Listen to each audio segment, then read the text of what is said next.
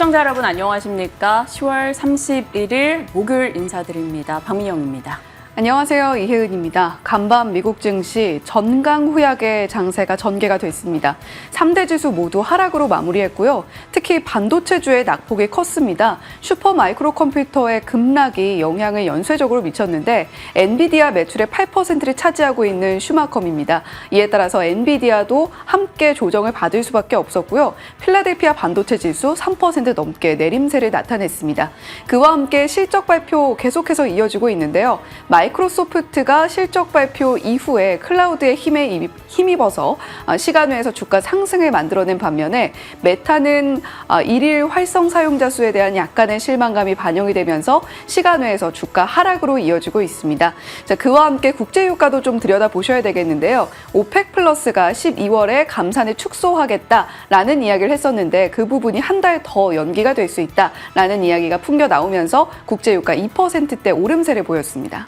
살펴볼 내용은 많은데 기대할 내용 자체가 좀 적은 분위기입니다. 괜히 분주하기만 하고 실익은 없는 장이 전개되고 있죠. 같이 어떻게 살펴가야 될 것인가 고민하겠습니다. 어제장 내용부터 정리해 보시죠. 자, 어제 시장, 앞서 뉴욕장은 정강후약이라 말씀 주셨는데 우리 장은 중강후약이었던 느낌입니다. 출발할 때 하락했다가 낙폭을 줄이는 듯 했는데 후반에 더 밀려버리는 현상이 나타났죠. 양 지수가 모두 1% 가까운 하락을 기록했습니다. 시장에서 코스피의 하락에 큰 몫을 했던 게 바로 삼성전자와 고려아연입니다. 이 두 종목이 지수 하락의 3분의 1을 담당했다라고 볼 수 있겠죠. 코스닥은 2차전지, 바이오, 시가총액 상위 종목에 많이 포진돼 있는 주요 섹터가 떨어지면서 어제 코스닥도 0.8% 하락이었습니다. 어제 시장을 둘러쌌던 주요 이슈들 살짝 들여다보시죠. 트럼프 관세 정책에 대한 우려는 지금 트럼프 트레이드 이슈 속에서 섹터로는 모멘텀이 될 때도 있으나 전체적인 시장에서는 트럼프 발언, 금리를 자극하는 내용 등의 좀 부담을 여전히 안고 있는 상황이고요. 금투세 관련한 불확실성 완화 기대감이 퍼졌던 지난 2거래일과는 달리 어제는 금투세 관련 수정입법 예고 소식이 전달되면서 시장에서는 여지없이 또 매물 출회가 나타났습니다. 그러면서 지수 하락에 일조했죠. 거기다가 북한 핵실험 준비하고 있다라는 보도까지 전달이 됐고요. 자, 비상등이라고 제목을 달아봤는데 비상등을 켤 틈도 없이 어제는 좀 깜짝스러운 소식이 있었습니다. 바로 고려아연이었죠. 40만 원대에서 경영권 분쟁 속에 150만 원까지 올라오면서 시가총액 10위를 기록했었던 고려아연이 어제 단숨에 17위까지 시총이 밀려나게 됩니다. 어제 하루에만 추정되는 시가총액이 한 10조 정도 증발했습니다. 어떤 이슈가 있었는지 다들 아시죠? 2.5조 규모의 유상증자 계획을 발표했습니다. 공모 물량의 20%는 우리사주주와 무선 배정할 예정이고요. 유증 신주 발행 가격이 자사주 공개 매수 가격을 하회한다라는 소식이 들려왔습니다. 고려아연 측에서는 그동안 경영권 분쟁을 해 나가면서 주식을 매입해 나가면서 주주 가치를 고민하고 있다. 주주 가치를 올릴 것이다라는 얘기를 끊임없이 해왔었는데 이것은 주주 환원 워싱이다. 눈을 가리고 속이는 행태다라는 지적 등이 많이 나왔습니다. 좀 비판 섞인 목소리가 나왔고요. 일단 시간 외에서는 금감원 측은 고려아연 투자자들이 예상치 못한 결정이다. 그래서 면밀하게 검토하겠다. 정정신고서 제출을 요구하지 않을까라는 기대감 등 일부 등장하고는 있습니다. 어제장에서는 하한가로 거래를 마치면서 지수 하락에 크게 일조했고 투자 심리 위축도 가져왔죠. 고려아연과 함께 금양도 이슈가 됐는데요.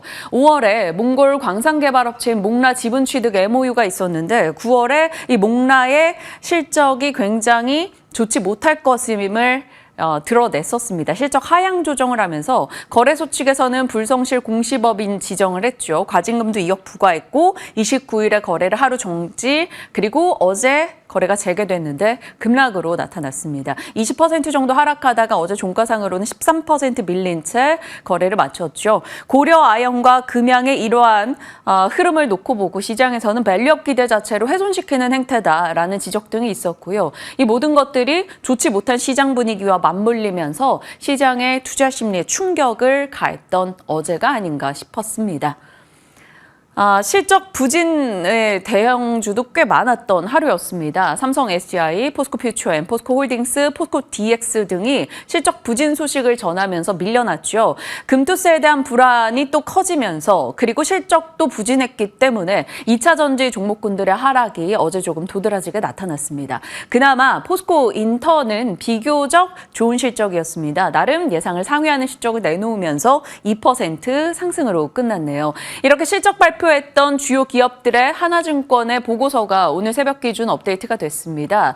포스코 홀딩스에 대해서 실적은 아쉬웠고 어제 주가도 밀리긴 했으나 중국산 철강 수입 규제 한국에서 나올 것이라는 기대감도 있고 리튬 부분은 추가 하락이 제한되고 있다. 장기 성장을 고려했을 때는 긍정적이다라며 목표가를 74만 원 제시했습니다. 어제 종가가 34만 원인데 굉장히 높은 목표가를 여전히 고수하고 있다라는 거고요. 포스코 인터내셔널 한번 볼까요? 분기 기준 최대 마진을 기록했습니다. 컨센을 상회하는 실적을 내놓고 어제 주가도 포스코 그룹주 내에서 유일하게 괜찮았죠. 철강은 부진했으나 소재나 에너지 쪽이 성장했고 무역법인 호조 등이 영향을 줬다고 하네요. 그래서 목표가 7만 6천 원 잡았습니다. 나름 실적이 안 좋았던 쪽에서 기회를 보고 실적이 좋았던 쪽에서 긍정의 내용을 발췌한 건데요. 반면에 실적이 좀 실망스러웠던 삼성 SDI, ESS 부분을 제외하고는 조금 아쉬운 목소리가 많이 나왔었죠. 특히나 각형 배터리는 유럽 전기차 판매가 부진하면서 좀 충격을 받은 것을 확인할 수가 있었습니다. 이에 대해서는 목표가 하향을 내놨어요. 46만 7천 원으로 목표가를 기존보다 조금은 낮춰 잡는 흐름이 있었다. 이 정도 체크해 주시길 바랍니다. 자, 그 밖에 눈에 띄는 섹터 종목군들 보시면 요즘에 파노 이슈가 꽤 나오네요. 시프트업에 이어서 NC소프트까지 어제 파노 이슈로 인해 상승했었고요. 컴투스 신작기대에 있어서 상승세 보여줬습니다. 어제 이 시간 트럼프 트레이드 속에서 재건 코멘트 말씀을 드렸었는데 관련한 종목들에서는 DYD, 현대 에버다임 등이 강세 흐름 나타냈고요. 금융주가 지난주까지 실적과 주주환원 얘기 꽤 많이 내놓고 나서 재료 소멸이었을까요? 어제장에서는 밀려났습니다. 그 전 거래일도 부진했기 때문에 이 거래에 연속해서 하락이네요. 일본의 탑툰 재팬의 성과가 올라가고 웹툰 쪽에 관심이 상승하면서 또 시장의 질이 그리 좋지 못하다 보니 이런 쪽에 테마성 움직임이 있었습니다. 소프트웨어 쪽 종목들의 시세도 나쁘지 않았는데 잠시 후에 자세히 살펴보도록 하겠습니다. 자, 변해버린 보폭에 대해서 이야기를 나눠보자 합니다.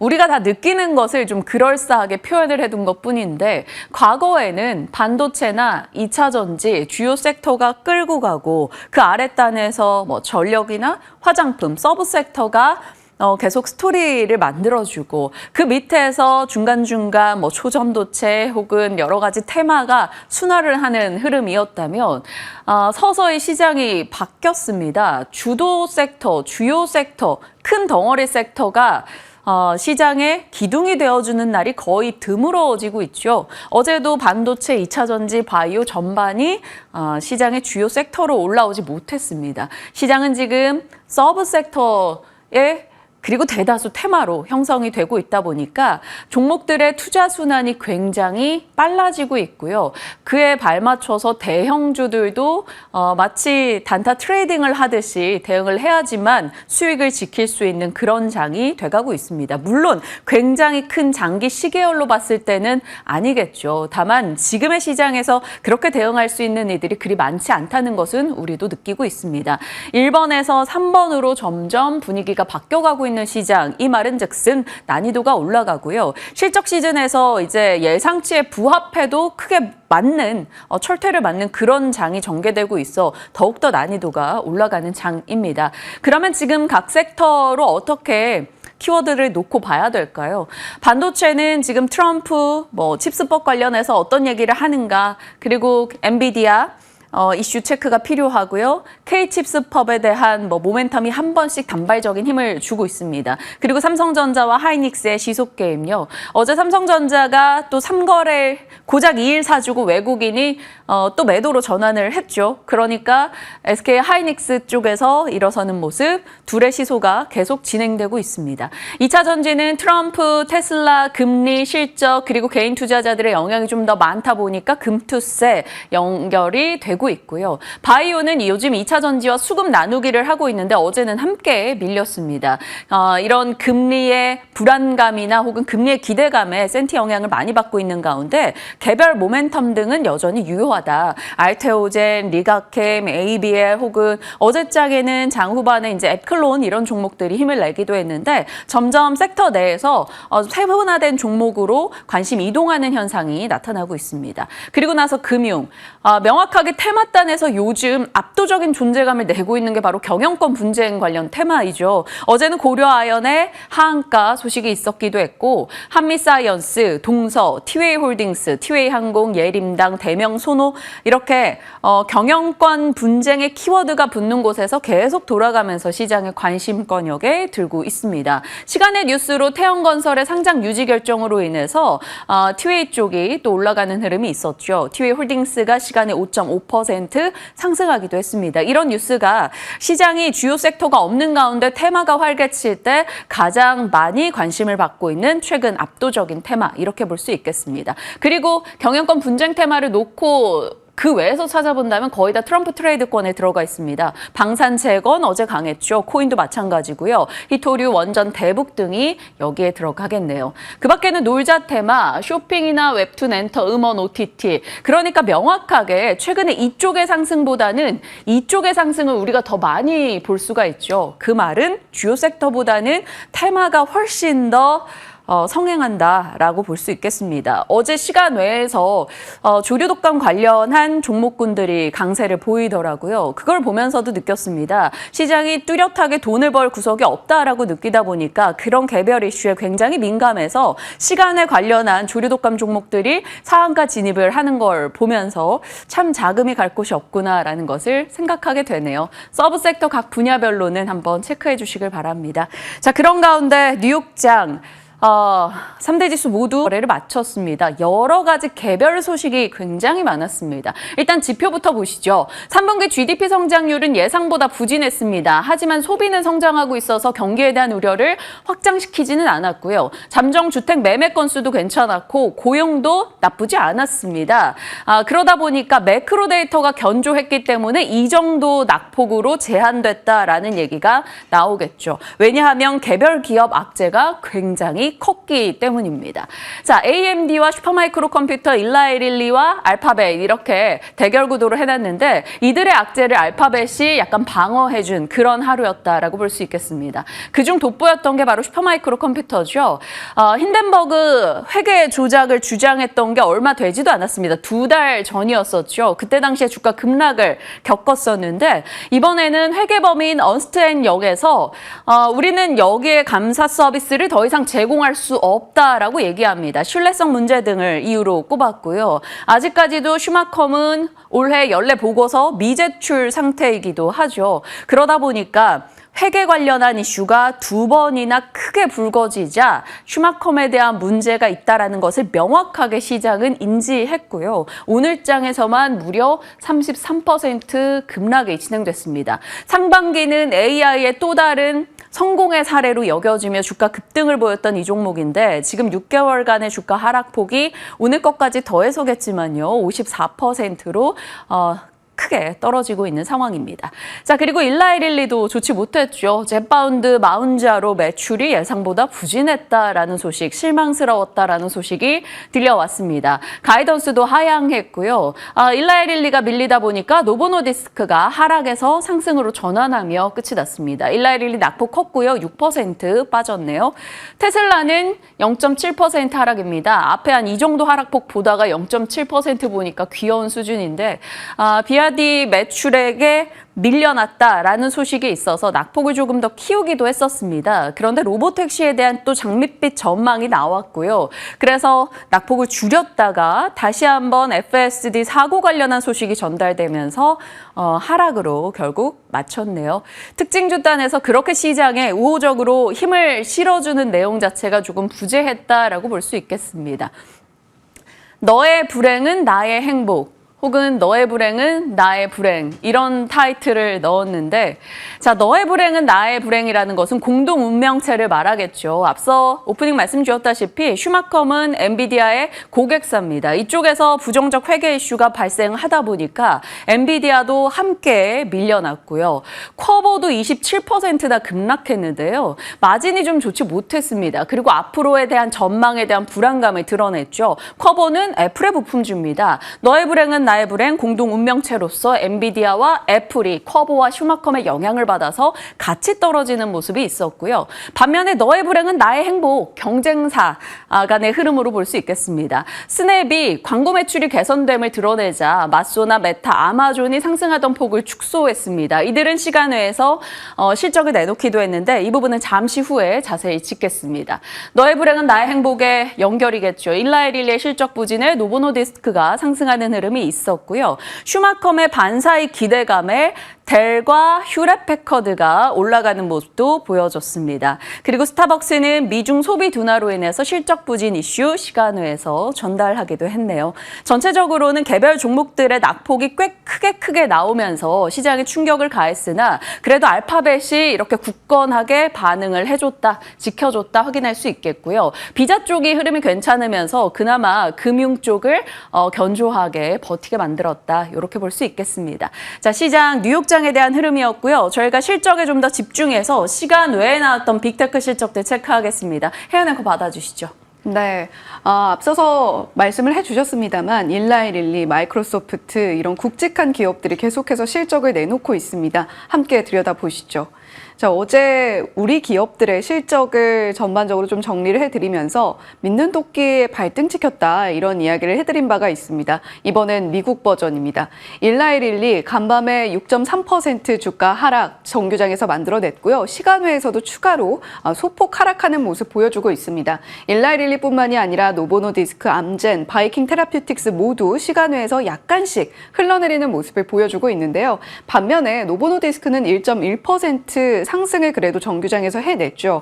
여기에는 일라이릴리의 실적 발표가 크게 자리하고 있었습니다. 일단 한마디로 정리를 하자면 일라이릴리의 실적은 젯바운드에 대체 무슨 일이 생긴 거야? 라고 질문을 던져볼 수 있겠습니다. 매출, EPS 모두 시장의 예상치를 하회했고요. 그리고 순이익 역시도 YOY 기준으로 줄어드는 모습 함께 들여다볼 수가 있었습니다. 무엇보다 좀 시장이 주목했던 부분은 제품별 매출 중에서 마운자로와 젯바운드가 아니었을까 싶은데요. 지금 일라이릴리의 실적을 강력하게 견인을 해왔던 이 비만 치료제 그리고 당뇨병 치료제 부문입니다. 그런데 마운자로의 경우에는 YOY 기준으로 120%의 매출 상승을 만들어냈음에도 불구하고 시장의 기대치가 워낙 컸죠.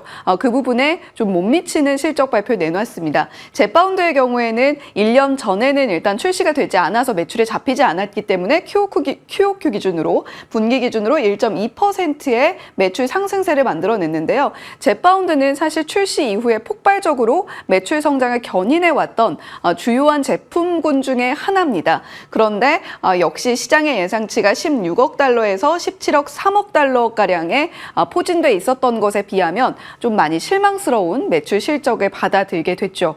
그 밖에도 트루리시치 이 부분도 당뇨병 치료제고요. 건선 치료제 탈츠, 유방암 치료 관련해서 베르제니오 관련해서 실적 발표도 함께 내놨는데요. 시장이 주목하는 부분이 워낙 마운자로와 젯바운드에 좀 집중이 되어 있다 보니까 다른 제품군에서 실적의 컨센서스 비트를 했더라도 이 두 부분에 좀 집중하는 모습을 살펴볼 수가 있었습니다. 자, 가이던스도 제시를 했는데요. 일단 매출의 경우에는 상단이 많이 줄어들었습니다. EPS가 크게 줄어들었는데 이 부분은 뒷장에서 한번 자세하게 좀 짚어보도록 하죠. 자, 일라이릴리는 날아가는 노보노디스크의 발목을 잡은 주요한 기업 중에 하나였습니다. 워낙 덩치가 크기는 합니다만 노보노디스크가 시장을 장악하고 있었던 오젬픽, 위고비 부문에서 이 젯바운드와 마운자로를 필두로 한 일라이릴리의 기세는 상당히 무서웠죠. 지금 이렇게 파란 색깔, 노란 색깔로 표시된 부분이 각각 마운자로, 젯바운드인데요. 특히 노란색 부분이 급격하게 늘어나는 모습을 최근 2분기 실적까지도 보여줬습니다. 그런데 이 부분이 좀 꺾였다라는 부분이 아쉽다라는 것이겠고요. 물론 성장세 자체가 둔화된 극대화된 것은 아닙니다만 시장의 예상치에 미치지 못하는 성적을 내놨다. 기대했던 만큼의 성장세를 보여주지 못했다라는 것이 이번 일라이릴리 실적의 방점일 겁니다. 2분기까지만 해도 마운자로의 매출은 3배가량 늘어나는 모습을 보여주면서 앞으로 이 시장이 훨씬 더 커지겠구나라는 것을 반증을 해줬거든요. 그런데 젯바운드와 마운자로가 살짝 미끄러진 데는 이러한 3가지 원인이 있었습니다. 일단 연간 가이던스를 하향 조정했고요. 2분기까지는 2번이나 연속으로 가이던스 상향 조정을 했던 일라이릴리였기 때문에 이 부분이 크게 좀 실망스러웠던 것 같습니다. 거기다가 포트폴리오 확장에 대한 비용이 반영되면서 이 비용 반영 부분이 매출에 대한 실망감으로 이어지는 실적 발표로 이어졌고요. 그리고 도매업체 재고가 많이 축적이 되어 있다 이런 코멘트를 또 내놨는데 이로 인해서 매출이 줄어들었다는 것도 저희가 주목해 볼 만한 포인트였습니다.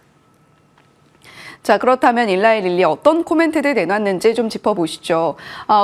이런 질문을 해볼 수가 있겠습니다. 지금 사실 10월 초만 해도 미국 FDA에서 이런 코멘트 내놨습니다. 비만 치료제 공급 부족 이슈는 이제 해소가 됐다라는 이야기를 내놨는데요. 이에 따라서 앞으로 이 공급 제약 해소 부분이 일라이릴리라던가 노보노디스크의 이 시장 파이를 좀 떨어뜨리는 것 아니냐, 향후 전망에 영향을 줄 수 있는 것 아니냐 이러한 질문을 던졌는데요. 일단 미국 매출만 46% 성장세를 보였다. 수요가 탄탄히 상당히 견고하게 나타나고 있다라는 코멘트를 내놨습니다. 이 하반기에 인크레틴 관련한 약물 생산 YOY 기준으로 50%가량 늘릴 거라고 이야기를 했는데요. 이 인크레틴 약물이라고 함은 결국 이 장에서 작용을 하는 GLP-1 같은 이 수용체를 말합니다. YOY 기준으로 더 늘릴 것이고 내년에 제조 용량을 더 확장할 것이다 라는 코멘트만 들여다보더라도 앞으로 일라이릴리 이쪽에 계속해서 더 많이 생산을 할 것이고 시장에 많이 풀 것이다 라는 이야기로 해석을 해볼 수가 있겠죠. 자, 그리고 앞으로 마운자로의 경우에는 해외 출시 기획을 하고 있는데 4분기 매출에 바로 반영이 되면서 우리 앞으로 좀 그래도 더 나아질 수 있어 라는 코멘트를 내놨습니다. 마운자로 같은 경우는 내년에 위고비에 이어서 국내 상륙할 수 있는 가능성이 또 타진이 되고 있죠. 이와 함께 관련주로 보령, 종근당 또 언급이 되고 있으니까 이 부분까지 함께 좀 체크를 해보시면 좋을 것 같습니다. 자, 그렇다면 가이던스 하향의 주된 이유가 무엇이었을까라고 또 저희가 들여다봐야 될 텐데요. 임상 중인 약물 자산에 따른 손실분이 반영이 됐다.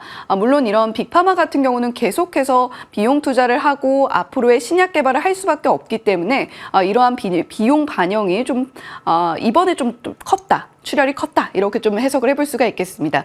자, 그리고 일라이릴리의 이 마운자로 젯바운드뿐만이 아니라 노보노디스크의 위고비 같은 약물들이 워낙에 좀 흥행을 하다 보니까 컴파운더발 모방 약물이 또 유행을 한다고 합니다.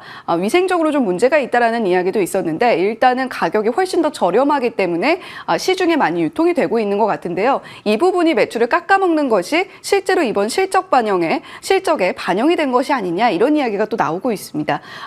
이에 따라서 일라이릴리도 이를 인식한 것인지 릴리 다이렉트를 통해서 저렴하게 좀 나올 수 있는 단일 용량 젯바운드 바이알 판매 시작했다라는 코멘트도 내놨으니까요. 이 부분이 4분기 실적에 반영이 될 수 있을 것인가 한번 지켜보시면 좋겠습니다. 자, 국내 비만 치료제 관련해서 좀 생각해 볼 수 있는 종목들도 한번 정리해 봤으니까요. 참고해 보시면 좋겠고요. 자, 노보노디스크에선 또 이런 잡음이 나왔습니다. 위고비를 사용한 이후에 췌장염으로 사망하는 사례가 보고가 된 건데요. 세마글루타이드는 위고비의 성분명이죠. 이 세마글루타이드는 췌장염을 유발할 수 있다라는 부작용이 보고된 바가 있는데 이 70대 남성의 경우에는 4년 동안 꾸준히 세마글루타이드를 복용을 하다가 이번에 용량을 살짝 늘렸다가 이렇게 췌장염으로 사망하는 사례가 보고가 됐다라고 합니다. 이 부분도 당연히 투심에는 좀 영향을 미칠 수밖에 없었을 텐데요. 이 부분에도 불구하고 우리는 이 톡신 그리고 미용 관련해서도 좀 짚고 넘어갔으면 합니다. 이번에 만약에 일라이릴리의 실적이 좋게 나왔다면 한 번 더 자극을 받을 수 있지 않을까, 시너지를 받을 수 있지 않을까 좀 기대도 됐던 부분이었는데 아쉽게도 일라이릴리의 실적이 다소 아쉬웠고요. 그리고 위고비에서도 이렇게 잡음이 나오고 있기는 하지만 우리가 계속해서 지켜봐야 될 시장이 바로 미용 의료기기, 톡신, 필러, 스킨 부스터 같은 시장이 될 겁니다. 미용 의료기기의 경우에는 대표적으로 클래시스, 제이시스 메디칼, 원텍, 비올 같은 기업들이 언급이 되고 있고요. 톡신 관련주는 특히 어제 대웅제약이 실적을 내놨는데 상당히 좋게 나왔습니다. 특히 이 보툴리눔 톡신 제제인 나보타 판매 호조가 실적의 상승을 견인했다라는 코멘트도 함께 나왔으니까요. 앞으로 또 실적을 내놓게 될 휴젤, 메디톡스, 제테마 같은 기업들의 실적은 어떻게 나오는가 또 주목을 해보시면 좋을 것 같습니다. 자, 3분기 실적 관련해서 선호도를 또 집계를 한 신한금융투자의 정일영 엄민용 연구원의 자료를 좀 가지고 와봤는데요. 톡신 부분의 경우에는 파마리서치를 가장 좋게 보고 있고 휴젤, 메디톡스 순, 미용 의료기기 쪽에서는 클래시스 최선호로 꼽았고 비올, 원텍 순으로 정리를 하고 있습니다. 자, 마이크로소프트도 실적을 내놨죠. 어제 실적을 내놨던 알파벳의 경우에도 클라우드 호조세가 호실적을 이끌었다라고 이야기를 해볼 수가 있겠는데 마이크로소프트도 역시 마찬가지였습니다.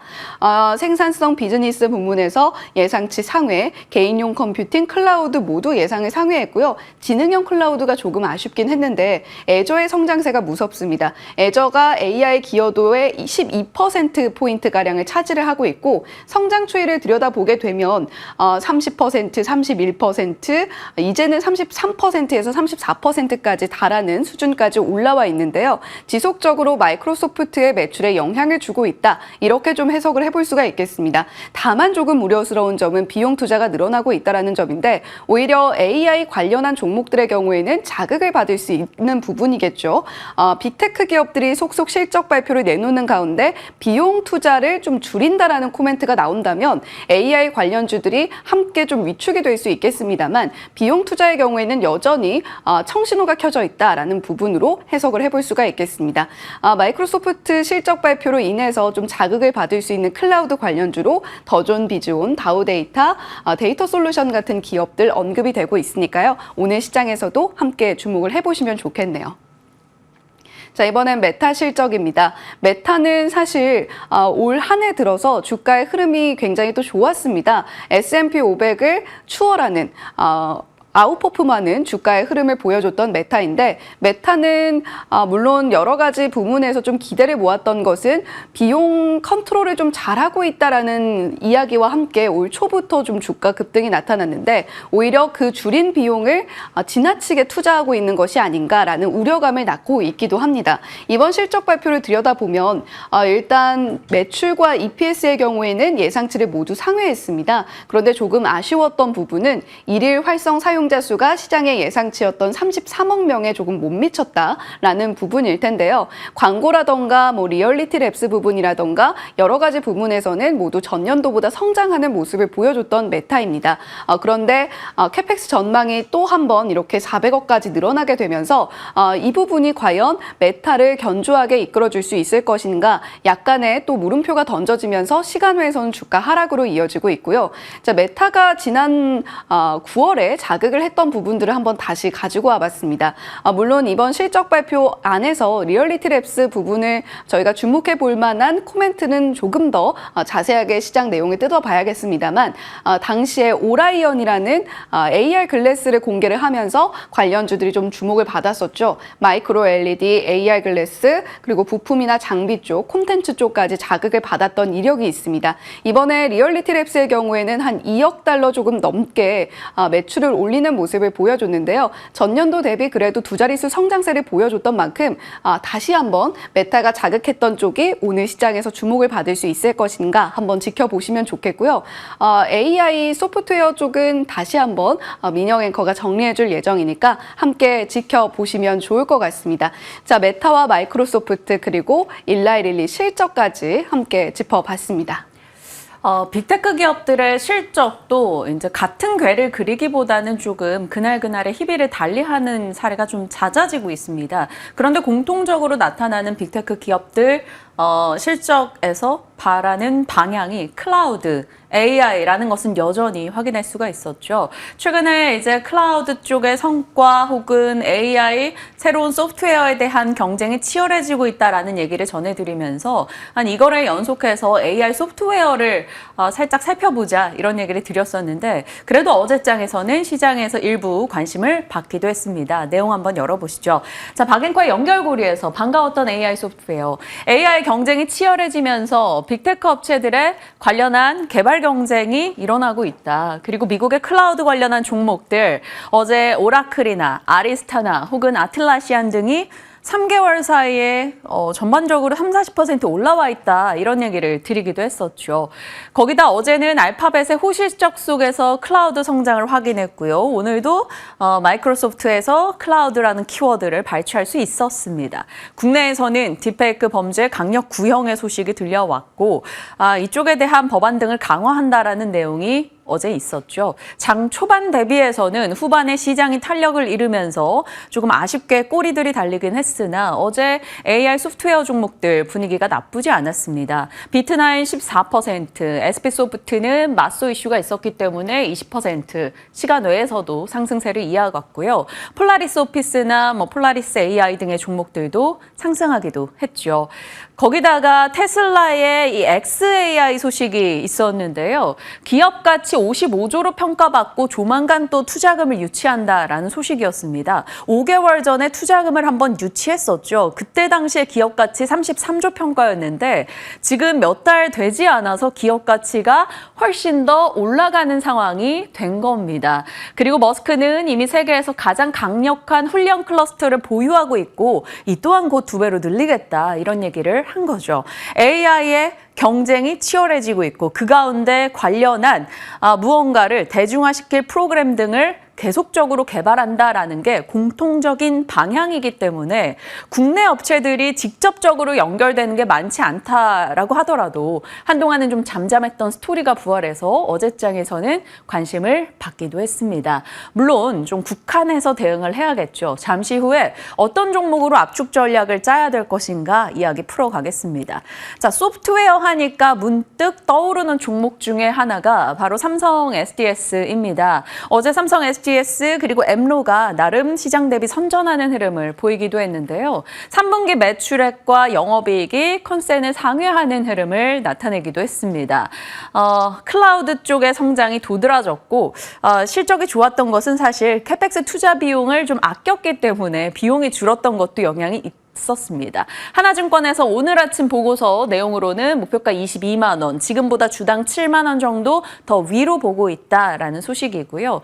그 밖에 생각나는 특징주로는 두산 에너빌리티가 되겠습니다. 어제장에 2% 하락으로 마쳤는데 장 마감 직후에 실적이 나왔죠. 매출액도 영업이익도 YOY 기준으로 줄었습니다. 실적이 좋지 못했습니다. 밥캣의 매출 감소가 실적 부진의 가장 큰 요인이기도 했고요. 에너빌리티 부분도 사실 일부 조금은 개선됐으나 실망스러웠습니다. 하지만 하나증권에서는 실적보다는 이벤트와 기대감에 초점 맞춰서 SMR 등의 모멘텀을 확인해야 한다라며 목표가를 오히려 올려잡는 흐름 보이기도 했는데요.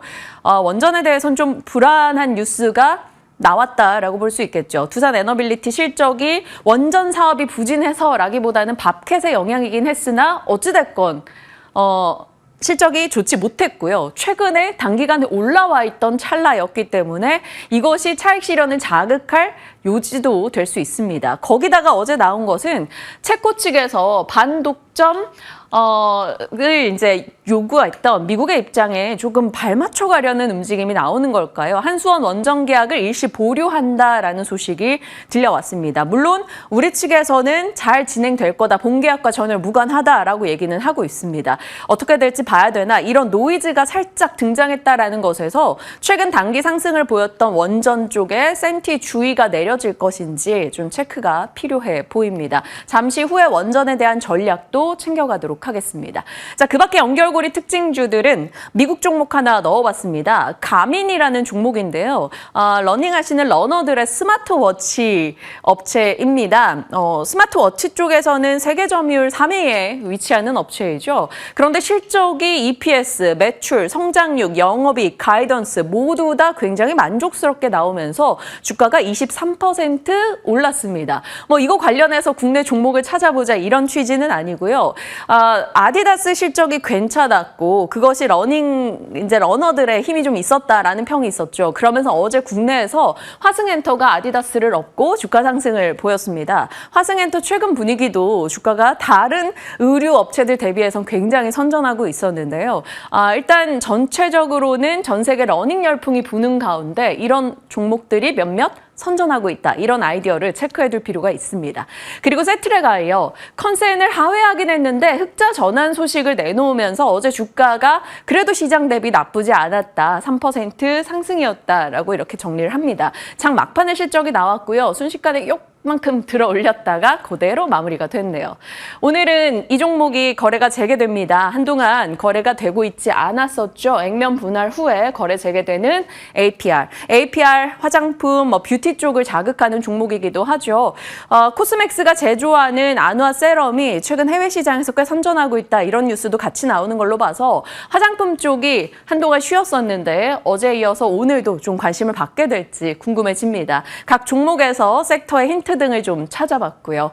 그 밖에는 여전히 트럼프 트레이드 우세할까요? 트럼프가 경합주 7곳에서 내가 다 앞서고 있다라는 코멘트를 달았다라고 하네요. 트럼프 트레이드는 범위가 요 정도이고요. 최근에서는 이제 중소형 방산이나 코인 쪽의 종목들 강세였고 어제장에는 재건이 굉장히 강하기도 했었죠. 국내에서 이제 재건 모멘텀이 같이 있었기 때문인데 계속 이어질지는 지켜봐야겠습니다.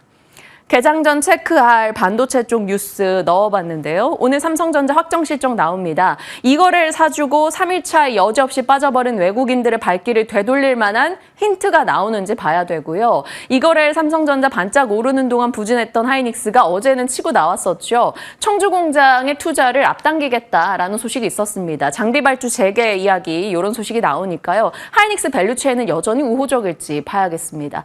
그리고 오픈 AI가 파운드리를 포기한다. 그래서 탈 TSMC가 굉장히 어렵다 이런 얘기 나옵니다. 그럼 TSMC에 떠오르는 종목 에이징랜드 이런 것들 체크가 필요할지 고민해 보겠고요. 엔비디아의 고객사 슈마컴의 폭락, 전체적인 반도체 센티를 누를지에 대해서도 전략 챙겨보겠습니다. 이제 그만했으면 좋겠는데요. 북한이 미상 탄도미사일 발사했다라는 속보 소식 조금 전에 업데이트됐습니다. 자, 이번 주 유달리 깁니다. 왜냐하면 굉장히 많은 기업들의 뉴스를 접하고 있기 때문에 힘겨운 한 주인데요. 오늘 삼성전자 확정 실적 나오고요. 에코프로 머티, BM, HM 다 나오니까 실적 체크해 주시고요. 조선주들과 하나 에어로 등의 실적도 대기하고 있습니다. 그리고 내일 이 시간이면 저희 애플과 아마존 실적 얘기 나누고 있을 거고요. 오늘 국내장에서는 성우라는 자동차 부품사가 신규 상장한다. 이 정도 체크해 주시죠. 10월의 마지막 날입니다. 11월은 이러한 주요 일정들 대기 모드에 들어가 있기 때문에 함께 같이 호흡하면서 전략 챙겨가도록 하겠습니다. 자, 오늘의 브리핑 마무리 짓고요. 시장에 대한 전략으로 이어가시죠.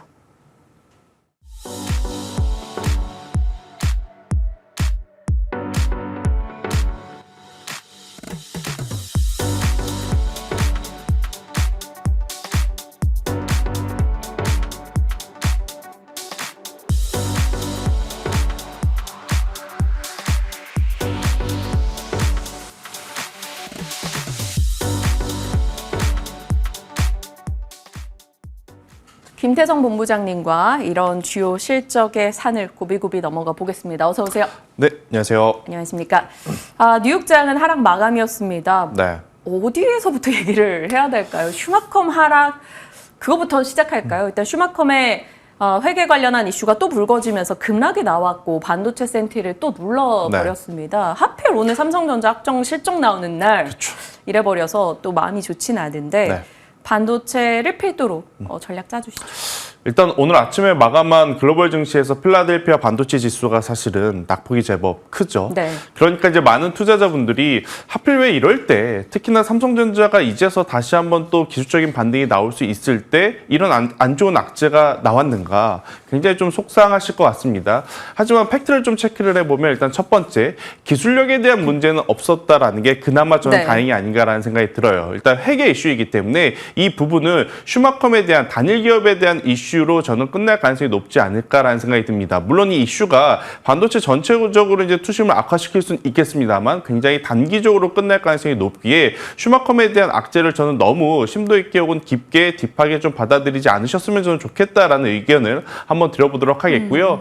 결국에는 어제 빅테크 기업들도 결국 숫자를 통해서 굉장히 많은 방향성을 좀 시사를 했던 것 같습니다. 알파벳 같은 경우에는 좋은 실적과 함께 굉장히 강한 모습을 좀 보였고 방금 말씀드렸던 슈마컴 같은 경우엔 이슈에 좀 하락을 했으며 네. 지금 우리가 가장 걱정이 됐었던 건 매크로에 대한 변화잖아요. 근데 매크로 같은 경우에는 그렇게 나쁘지 않았다라는 것. 지표가 굉장히 양호하게 나왔기 때문에 어제 이제 글로벌 3대 지수 플러스 필라델피아 반도체 지수의 하락은 개별 기업 몇 기업의 낙폭이 컸기 때문이다라고 저는 해석을 하는 게 맞아서요. 우리나라 시장 오늘 조금은 불편하게 시작은 할 수는 있습니다. 하지만 그 불편함은 굉장히 짧게 끝날 가능성이 높기 때문에 가장 중요한 것은 우리나라 시장은 외국인의 수급 유입이겠죠. 여전히 삼성전자가 어제 또 이틀 만에 다시 매도세로 전환이 됐기 때문에 이 부분이 장중에 어떤 변화를 좀 내주는지 여부가 가장 중요하고 또 이번 주에 뭐 여러 가지 이야기가 있지만 우리가 가장 기다리고 있는 것은 삼성전자 컨퍼런스 콜이기 때문에 그 전에 수급의 회복을 좀 한번 기대해보는 것도 저는 괜찮지 않겠나라는 의견 드려보도록 하겠습니다. 삼전의 컨콜에서 어떤 얘기가 나오는가가 시장의 분위기를 좀 반전시켜줄 수 있을지 궁금해집니다. 뭐 이런 말 해줬으면 좋겠네요. 그렇죠. 네. 모두가 다 기다리고 있는 그 소식이든 아니면 뭔가 쇄신의 움직임을 명확하게 보여주든 기다리고 있는 삼성전자 이슈들 체크해 가도록 하겠고요. 말씀 주신 대로 슈마컴은 사실 본질적인 섹터의 이슈는 아니었다. 개별 이슈에 좀 가까웠다고. 물론 AMD의 하락은 조금 아프기는 했었습니다. 반도체에 대한 반전의 시나리오를 한번 기다려 보겠고요. 반도체 2차 전지 바이오 오늘만 놓고 봤을 때는 딱히 모든 섹터에 그렇게 힘날 것 같지 않아요. 그렇죠. 릴리나 테슬라나 엔비디아 뭐 다 밀렸으니까요. 그래도 무게를 둔다면 어떻게 보세요?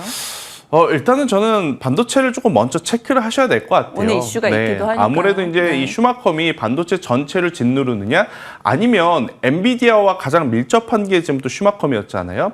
그렇게 되었을 때 SK하이닉스가 잠시 주춤거리는 그 사이에 최근에 어떤 기업이 가장 강했나라고 보면 딱 두 기업이죠. 삼성전자와 부품사 중에서는 하나인더스트리얼 솔루션즈. 어제 이제 SK하이닉스가 그리고 이제 한미반도체가 강하면서 공교롭게도 두 기업은 조정의 폭이 좀 나왔어요. 네. 근데 이제 오늘 만약 이게 반대로 나올 수도 있기 때문에 우선은 첫 번째로 저는 반도체 IT를 조금은 더 챙겨 보셔야 되지 않을까라는 생각이 들고 있고 만약에 반도체 IT에 뜨뜻미지근한 수급이 좀 붙게 되면 결국은 2차 전지를 저는 여러분들이 꼭 보셔야 될 것 같습니다. 앞서서 앵커님께서 정리해 주신 자료를 보면 오늘 에코프로, BM, 머티 실적 발표를 다 하게 되죠. 그러네요. 실적 발표 숫자 기대하는 사람 없습니다. 어차피 안 좋게 나올 가능성이 높으니까요. 그런데 이제 실적 발표 이후에 수급이 이제 들어오느냐, 저점 매수세가 조금은 강하게 들어오느냐에 따라서 또 굉장히 변화의 폭이 좀 커질 수 있기 때문에 일단 첫 번째로는 반도체. 하지만 이제 반도체의 수급이 들어오지 않는다면 저는 2차 전지에 대한 관심도를 좀 높여볼 필요는 있지 않겠나라는 생각이 들고 있고 제약바이오는 조금 더 경우의 수가 좀 복잡해진 것 같습니다.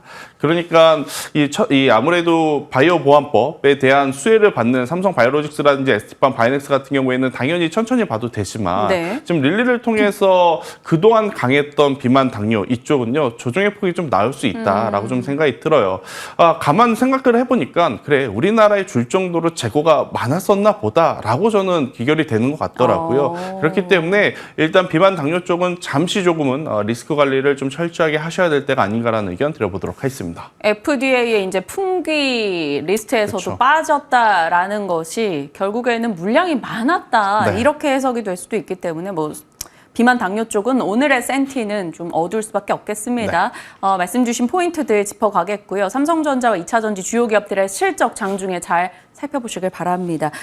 그리고 나서 이제 메타와 마이크로소프트 이런 실적이 시간 외에서 나왔어요. 뭐 그 외에도 스벅부터 해서 줄줄이 나왔는데 사실 시장이 궁금한 거는 마소와 메타니까요. 이 둘의 실적 이후 시간의 흐름은 조금 달랐습니다. 네. 여기서 뭐 아이디어 가져올 게 있을까요? 일단은 좋은 쪽을 좀 먼저 봐야겠죠. 그러니까 마이크로소프트가 메타보다 이제 실적이 잘 나왔다라고 이야기 드릴 수는 없습니다. 두 기업 모두 시장보다 컨센서스보다 굉장히 좋은 성과를 네. 냈으니까요. 하지만 이제 마이크로소프트는 시간 내에서 상승을 하고 있고 메타 같은 경우에는 지금 하락을 하고 있는데 메타의 하락 요인은 크게 이제 두 가지라고 좀 보시면 될 것 같아요. 결국 플랫폼을 이용하는 사람의 수가 이제 가장 중요한데 그 부분에서는 아무래도 이제 투자자들의 만족도를 좀 만족시키지 못했다라는 평가가 지금 있는 것 같고요. 또 이제 두 번째 같은 경우에는 여전히 투자금이 더 많이 필요하다라는 이야기를 좀 하고 있습니다. 그렇게 되면 아무래도 인풋 대비 아웃풋에 대한 우려를 좀 가지고 있었던 산업이기 때문에 그에 따라서 지금은 방향성이 좀 다를 수밖에 없는 상황이 아닌가 싶은데 일단 마이크로소프트도 메타도 그렇고 어제 알파벳도 그렇고 결국엔 한 가지의 방향성은 클라우드 서비스 쪽에 실적이 어마어마하게 성장을 빨리 하고 있다라고 좀 보시면 될 것 같아요. 그럼 그걸 우리나라 시장에 가지고 나서 대입을 해봤었을 때 실제로 수혜를 받을 수 있는 기업가 그렇지 못하고 테마로 움직이는 기업을 여러분들이 잘 가르셔야 될 것 같은데 SP소프트 같은 경우에는 당연히 마이크로소프트 코파일럿에 대한 판매권을 가지고 있으니까요. 직접적인 수혜를 가장 크게 받을 수 있는 기업이기에 어제 상승률이 가장 컸습니다. 그리고 나서 이제 그 외의 기업들을 여러분들이 잘 압축을 하셔야 될 것 같아요. 그래서 제가 먼저 좀 압축을 해왔는데 저는 두 기업을 좀 보시는 게 좋을 것 같아요. 한길과 컴퓨터와 더존, 비주온. 자, 이 두 기업의 공통점은 크게 두 가지입니다. 일단 기업에서, 첫 번째, 네. 올해 실적이 굉장히 잘 나오고 있다. 두 번째, 그 실적의 바탕은 자체 플랫폼을 가지고 있기 때문이다라고 좀 보시면 됩니다. 마이크로소프트의 한글과 컴퓨터를 비교를 하면 마이크로소프트가 기분이 조금은 나쁠 수는 있지만 그래도 가장 유사한 사업 구조를 가지고 있는 게 한글과 컴퓨터이기 때문에 저는 충분히 지금보다 더 좋은 어떤 성과를 낼 수 있는 발판을 마련할 수 있다 생각이 들고 있고요. 더존 비주얼 같은 경우에는 중소기업들 같은 경우에 자체적으로 AI 센터, 데이터 센터를 만들기가 어렵습니다. 그러면 일정의 비용을 내고 이제 이용을 해야 되는 그러한 상황이기 때문에 아무래도 이제 더존 비주얼이 앞으로 더 성장을 하기 위해서 옴니솔, 원 AI 이러한 플랫폼에 대한 수요가 지금 굉장히 늘어나고 있는 상황이라서요. 저는 만약에 보신다면 굉장히 많은 기업이 있지만 앞서 언급되었던 세 기업에 조금 더 집중을 하신다 했었을 때 좋은 결과를 좀 낼 수 있지 않을까. 물릴 때 물리더라도요. 성장 가능한 그리고 실적이 나오는 쪽에 저는 물려 있는 게 더 맞지 않겠나라는 의견 들어보도록 하겠습니다. SP소프트는 마이크로소프트를 업고 있기 때문에 지켜봐야 되고 한글과 컴퓨터, 더존 비주얼은 실적이 좋은 소프트웨어 업체들로서 자체적인 경쟁력이 있는 것에 초점을 맞추자. 이렇게 빅테크 업체들 이슈 속에서 연결된 AI 소프트웨어 종목 압축해 주셨습니다. 자, 그럼 원전으로 가볼게요. 두산 에너빌리티 실적 아쉬웠으나 뭐 밥캣 문제가 컸다라고 하니 차치하고 본다 하더라도 지금 체코 원전 관련해서 조금 아쉬운 뉴스가 살짝 꼈다. 그리고 단기 상승이 있었다라는 점에서 다치고 나갈 만큼 원전이 강한가라고 하긴 또 의문이 있어요. 그렇죠. 그래서 조정이 있을까요? 조정은 좀 있을 것 같아요. 그러니까 두산 에너빌리티는 지금 선택과 집중의 기로에서 계속해서 좀 미스가 되는 것 같습니다. 이럴 거라면 두산 밥캣 떨어져 나간다 했었을 때 조금은 찬성해줬어야 되지 않았나? 라는 아쉬움도 좀 있는데 그건 이미 지나간 일이고요. 지금 웨스팅하우스가 계속 질척거리는 것 같습니다. 뭐 결국엔 우리나라 기업들이 조금은 더 우세하게 우선 협상 대상자로 좀 선정이 되었기 때문에 시간을 두고 본다면 충분히 우리나라가 좋은 성과를 낼 수는 있지만 지금 당장의 센티멘탈은 지금 흔들릴 가능성이 높다라는 거죠. 더욱이 최근에 원전주들 뭐 저도 그렇지만 여러분들도 아마 굉장히 긍정적으로 보신 분들 많았을 거예요. 대표적인 기업이 당연히 두산 에너빌리티 그리고 이제 두산 에너빌리티를 따라서 움직였던 게 BHI라든지 우진엔테카 같은 기업들 52주 신고가 혹은 역사적인 신고가로 넘어가면서 굉장히 관심을 많이 받았던 종목인 만큼 오늘 실망 매도 물량이 좀 나올 수는 있습니다. 그런데 여러분들이 잘 아셔야 될 건 체코는 대형 원전입니다.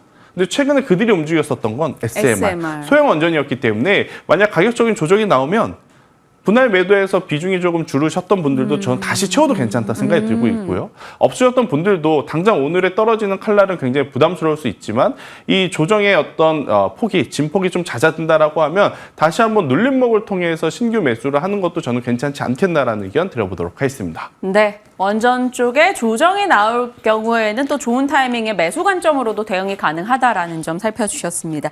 자, 오늘 본부장님의 픽은 무엇일까 했더니 진에어이네요. 지금 이 시점에 왜 진에어예요? 최근에 이 LCC 저가항공사들뿐만 아니라 대한항공도 흐름이 너무 좋습니다.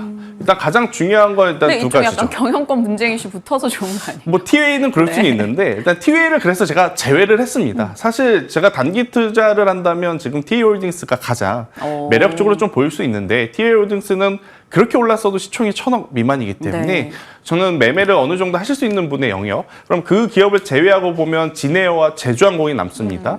근데 사실 제주항공이 진에어보다 어떻게 보면 장점이 많아요. 왜? 진에어는 비행기를 렌탈을 하거든요. 제주항공은 삽니다. 그러니까 처음에 비용은 많이 들지만 환율에 따른 부담이 적은 그러네요. 쪽은 제주항공이기 때문에 제주항공이 어떻게 보면 불확실성이 더 적을 수 있다라고 좀 볼 수 있어요. 하지만 제가 진에어를 가지고 나온 건 뭐냐면 대한항공과 아시아나 합병을 하게 되면 아무래도 아시아나 계열사인 진에어도 이제 에어부산이라든지 다른 기업들과 또 LCC 통합을 진행할 가능성이 굉장히 높고요. 그 통합을 하게 되었을 때 가장 정점에 있을 기업이 바로 이제 진에어이기 때문에 저는 충분히 지금의 위치라면 진에어를 보는 것도 나쁘지 않다. 특히나 3분기 우리나라도 중국도 일본도 연휴 길었지 않습니까? 많이들 나갔다 오셨을 거고 많이들 들어왔다라고 합니다. 그렇기 때문에 실적에 대한 기대감을 안고 저는 진에어를 한번 보시는 것도 괜찮다. 대신에 10,000원이라는 가격대를 손절 라인으로 잡아보도록 하겠고요. 추가적으로 상승할 시에는 저는 목표가 15,000원 제시드려 보도록 하겠습니다. 목표가 15,000원, 손절 라인 10,000원 잡고 지내요 이야기해 주셨습니다. 좋은 수익 나서 우리 잘 지내요. 네. 지내요. 탑픽으로 잡아주셨고요. AS 하나만 할게요. 남들보다 빠르게 주성 엔지니어링 얘기를 해주셨었고 최근에 이슈가 됐고 어제 사실 시세적으로 기대를 좀 했었던 분들도 네. 계실 텐데 시장 분위기 타고 좀 아쉬웠습니다. 그래도 상승률 괜찮거든요. 네. 갖고 계신 분들 어쩔까요? 일단은 반도체 IT는 전체적으로 저는 보유를 하셨으면 좋겠습니다. 네. 언제까지? 삼성전자 컨퍼런스 콜에서 명확하게 이야기가 나오면 보유. 그런데 컨퍼런스 콜에서 우리가 기다렸던 두 가지 이야기, HBM, 파운드리 이야기가 애매모호하다면 그때 제가 다시 한번 정확한 전략을 한번 제시드려 보도록 하겠습니다. 네, 기다려 보겠습니다. 일단은 보유하면서 상황을 지켜보도록 하죠. 김태성 본부장님과 오늘 하루 그리고 앞으로의 전략 같이 고민해봤습니다. 고맙습니다.